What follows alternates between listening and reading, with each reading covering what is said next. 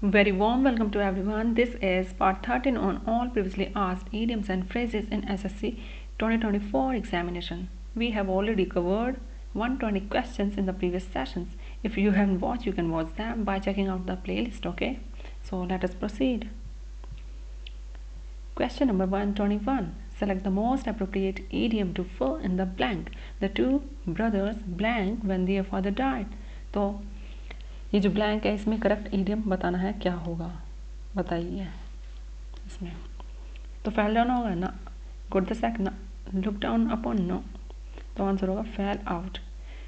Fail out मतलब ये होता है किसी के साथ लड़ाई हो जाना, झगड़ा हो जाना, किसी के साथ आर्ग्यूमेंट हो जाना, तो क्वेरल, किसी के साथ क्वेरल हो जाना, फाइट हो जाना, आर्ग्यूमेंट हो जाना। वही यहाँ लिखा है कि the two brothers fail out when their father died, मतलब जब उनके पिता की मृत्यु हो गई तो दोनों भाइयों की आपस में लड़ाई हो गई। अब बाकी देखते हैं, जैसे लुक डाउन अपॉन, तो लुक डाउन अपॉन मतलब ये होता है दूसरों को नफरत भरी निगाह से देखना। क्यों? क्योंकि आप अपने आप को सुपीरियर समझते हैं कि बस मैं ही मैं हूँ, घमंड में होना बहुत। तो आंसर होगा, मतलब इसका मतलब होगा बहुत एरोगेंटली बिहेव करना, एरोगेंटली बिहेव, एरोगेंटली, ठीक है। या फिर हॉट इज समझना अपने आप को, घमंडी होना, इसका मतलब होता है घमंडी होना, या स्नॉबिश, इसका मतलब भी घमंड में होना होता है, स्नॉबिश, ठीक है। अब बाकी नेक्स्ट पेज पे देखते हैं, स्पेस खत्म हो गया है। क्या बचा था? Got the sack. Got the sack मतलब ये होता है किसी को डिसमिस कर देना उनकी जॉब से। इसकी ओरिजिन कुछ इस तरह है, जब पुराने ज़माने में लोग काम पे जाया करते थे ना, तो वे अपना सैक मतलब होता है झोला, बैग टाइप, तो अपना सैक साथ में ले जाया करते थे, उसमें वे टूल्स रखा करते थे। तो जब काम से घर लौटते थे तो फिर सैक को साथ नहीं ले जाते थे, वहीं छोड़ देते थे जहाँ काम करते थे, क्योंकि रोज़ रोज़ ट्रैवल करना उसके साथ सही नहीं होगा। तो जब उन्हें सैक दे दिया, इसका मतलब ये है कि उन्हें डिसमिस कर दिया जॉब से कि अब हमें आपकी ज़रूरत नहीं। तो गोट द सैक मतलब उनका जो झोला है वापस कर दिया कि अब जाओ, हमें तुम्हारी ज़रूरत नहीं। तो गोट द सैक मतलब ये हो गया डिसमिस फ्रॉम जॉब, डिसमिस या फायर्ड। जहाँ भी वर्ड सैक्ड आ जाए ना, सैक, इसका मतलब ये होता है कि फायर्ड, जॉब से निकाल दिया गया है। इसे याद रख लेना, इंपॉर्टेंट है। अब क्या बचा? Fell down. Fell down, fell down का मीनिंग दो तरह से होता है। पहला, पर्सन के केस में तो डिसबैलेंस हो जाना, जैसे जल्दी जल्दी गिर नहीं जाते हैं उस तरह से। और दूसरा, जैसे ट्री हो गया, कोई बिल्डिंग हो गई, या फिर उनका कोलैप्स हो जाना, गिर जाना। और दूसरा इसका मीनिंग होता है जैसे कोई आइडिया है या प्लान है, उसका फेल हो जाना या अनसक्सेसफुल हो जाना, अनसक्सेसफुल हो जाना, ठीक है। नेक्स्ट देखते हैं। तो यहाँ आंसर था ऑप्शन बी, ठीक है। अब नेक्स्ट देखते हैं question number 122। My hands are full, तो इसका मीनिंग बताना है क्या होगा। टू पैनिक ना, to go directly toward something no, to be very busy, या यही होगा answer, to dislike someone no. तो यदि आपके हैंड्स फुल हैं, इसका मतलब क्या है? आपके पास ज़रा भी फुर्सत नहीं है, बहुत बिजी हैं, तो टू बी वेरी बिजी, ठीक है। Answer to be very busy, option C. Next देखते हैं question number 123। If someone mentions that the ball is in your court, what does this idiom imply? तो ball is in your court, इसका correct meaning बताना है, क्या होगा। It's your turn to make a decision और take action, let's see, it's time for a break ना, it's a reference to tennis, no, it's time to play a sport ना।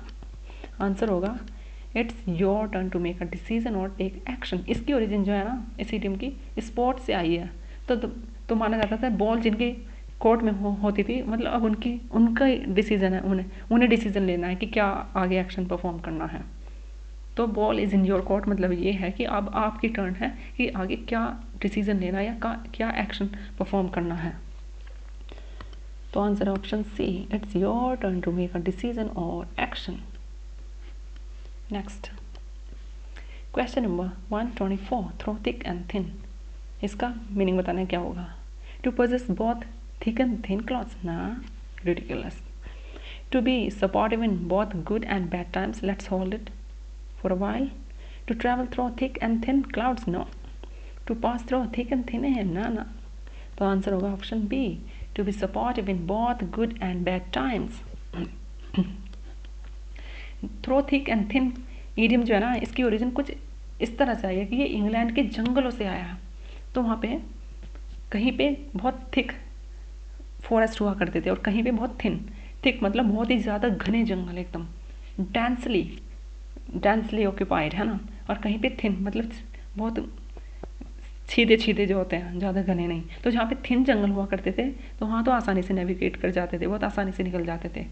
और जहाँ थिक होते थे वहाँ तो बहुत मुश्किल होती थी उन्हें पार करने में। तो थिक मतलब होता था बैड टाइम और थिन मतलब गुड टाइम। तो इसका मीनिंग हुआ थ्रो थिक एंड थिन मतलब बहुत गुड एंड बैड टाइम। तो आपको शायद समझ आ गया होगा, है ना। तो ऑप्शन आंसर है B, option B, to be supportive in both good and bad times. Next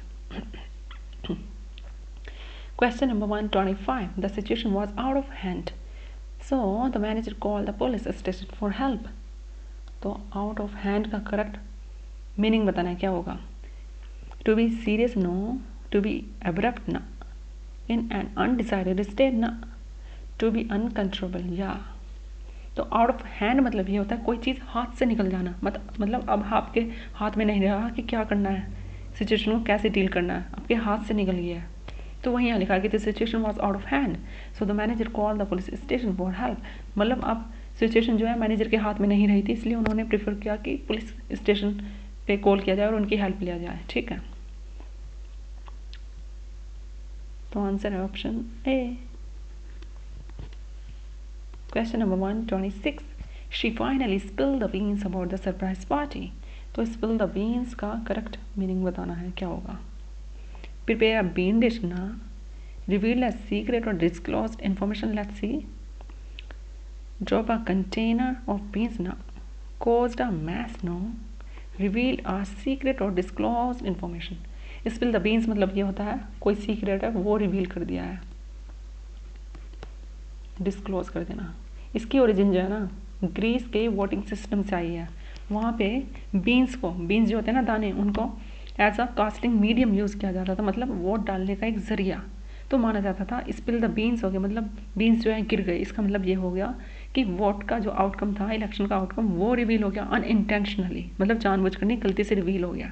तो स्पिल द बीन्स मतलब ये होता है सीक्रेट खुल जाना, रिवील हो जाना, डिस्क्लोज हो जाना। आई होप यू अंडरस्टूड। तो आंसर है ऑप्शन बी। नेक्स्ट देखते हैं question number 127, when pigs fly, इसका करेक्ट मीनिंग क्या होगा। इन यूनिटी, नो। जस्ट इम्पॉसिबल, या। तो इसका आंसर होगा जस्ट इम्पॉसिबल। सोचो, व्हेन पिग्स फ्लाई, जब पिग्स उड़ेंगे, क्या ये पॉसिबल है। पिग क्या उड़ते हैं, वो तो चलते हैं। और ये जो है ना बाकी जो वर्ड भी आते हैं इनके भी मीनिंग रिकॉल करो ताकि अच्छे से रिटेन करें मेमोरी में। जैसे इन यूनिटी है, इसका मतलब क्या होगा, इन हार्मनी में होना। जितना ज़्यादा प्रैक्टिस करेंगे उतना ज़्यादा आसानी से याद होगा। कंसेंससली किसी चीज़ को एग्री करना, यूनानिमस होना किसी चीज़ को लेके, एक मत देना, यूनानिमस।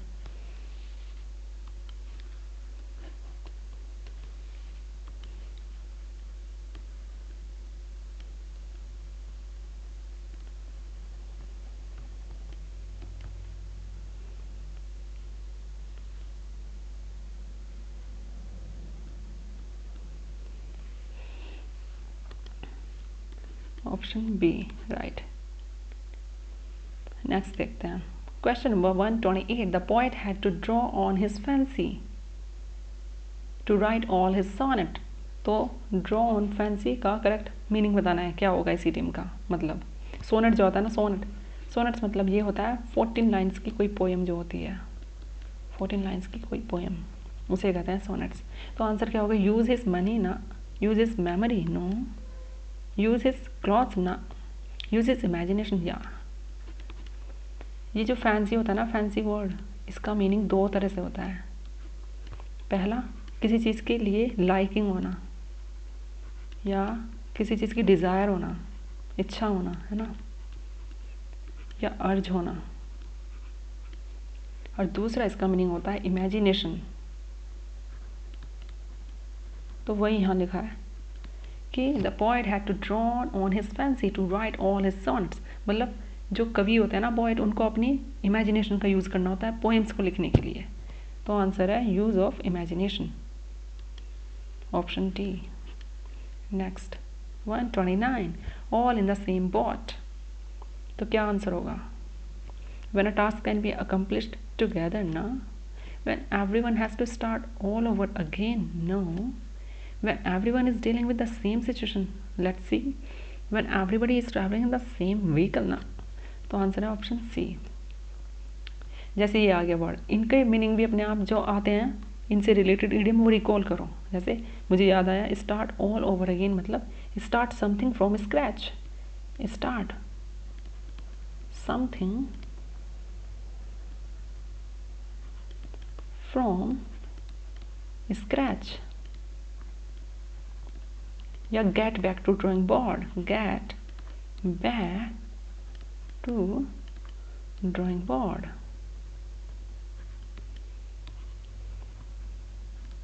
मतलब किसी चीज़ को फिर से स्टार्ट करना, स्टार्ट ऑल ओवर अगेन मतलब ये होता है। तो हम बात कर रहे थे all in the same boat की। नेक्स्ट पेज पे देखते हैं, यहाँ भर गया। तो all in the same boat मतलब ये होता है सेम सिचुएशन में होना, when everyone is dealing with the same situation. इसकी ओरिजिन इस तरह से थी, जब बॉट होती थी ना, बॉट, तो उसमें जो लोग होते थे सब, वे सब सेम सिचुएशन में होते थे। मतलब जो है बोट यदि डूब गई पानी में तो सब के सब एक साथ ही मरेंगे। तो we all are in same situation, मतलब हर कोई जो है सेम सिचुएशन से डील कर रहा है। समझ गए होंगे। अ पीस ऑफ केक, तो क्या आंसर होगा? A cake that broken into pieces, no. Easy to do और अचीव, या। तो a piece of cake idiom मतलब ये होता है जो चीज़ बहुत आसान है, बहुत आसानी से हो जाए और बहुत इजीली अचीवेबल हो, उसी कहते हैं अ piece of cake.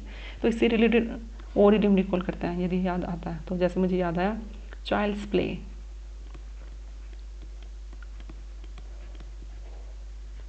Child's play मतलब कोई चीज़ बच्चों का खेल होना, कोई चीज़ बहुत फैसाइल होना। फैसाइल मतलब भी यही होता है कि बहुत ईजी होना।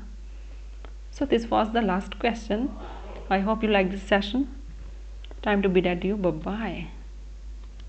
तो आंसर था यहाँ ऑप्शन बी। सो यदि आपको पसंद आया ये तो सब्सक्राइब कीजिए।